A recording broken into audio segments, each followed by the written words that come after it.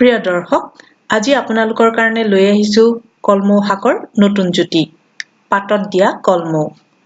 দুপৰীয়া ভাতৰ লগত এই জুতিৰে বনোৱা কলমৌ শাক খোৱাৰ মজাই বেলেগ। আপোনালোকেও এনেদৰে বনাই খাই চাওক আৰু মোক জনাওক কেনে লাগিল। বাৰু এতিয়া ৰেচিপিটো চাওঁ।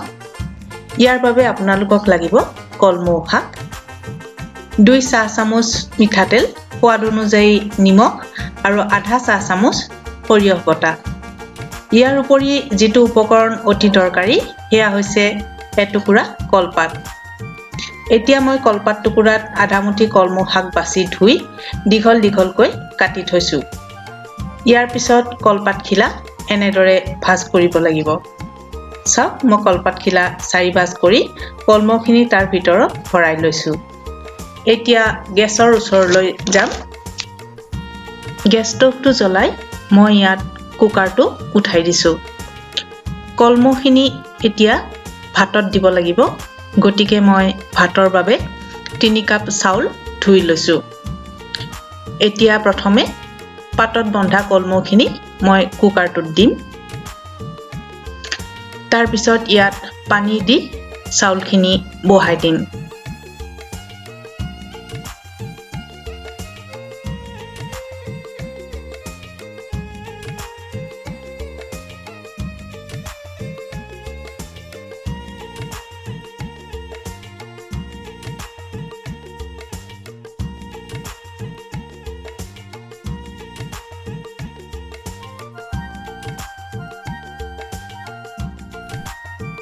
কুকাৰত পানী আৰু চাউল দিওঁতে এটা কথা মন কৰিব লাগে, যাতে পানীখিনি চাউলতকৈ 2 আঙুলমান ওপৰত থাকে।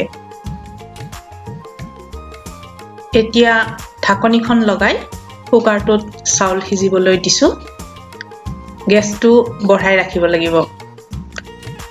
কুকাৰত 2টা হুইচেল মাৰিলে গেছটো নুমুৱাই কুকাৰটো ঠাণ্ডা হ'বলৈ দিব লাগিব।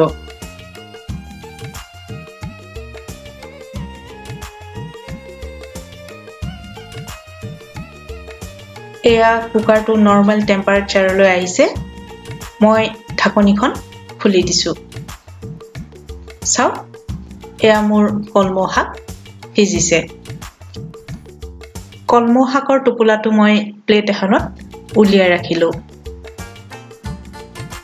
এয়া কলমৌ শাক ধুনীয়াকৈ সিজিছে। এতিয়া মই শাকখিনি ইয়াত লাগি থকা ভাতবোৰ গুচাই আন এখন প্লেটত ৰাখিম।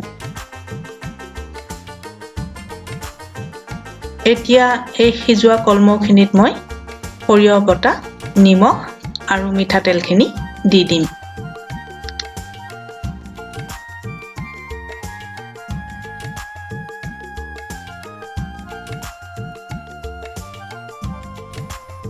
গোটেইখিনি ভালদৰে সানিব লাগিব।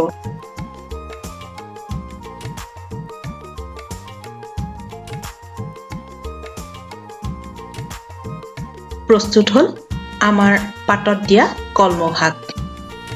এয়া অসমীয়াৰ সুস্বাদু পৰম্পৰাগত আহাৰ। নিজেও জুতি লওক, আনকো খুৱাওক। প্ৰিয় দৰ্শক, আজিৰ ভিডিঅ'টো চাই যদি ভাল লাগিল তেনেহ'লে লাইক, শ্বেয়াৰ আৰু কমেণ্ট কৰিব। লগতে চেনেলটো ছাবস্ক্ৰাইব কৰিবলৈ নাপাহৰিব।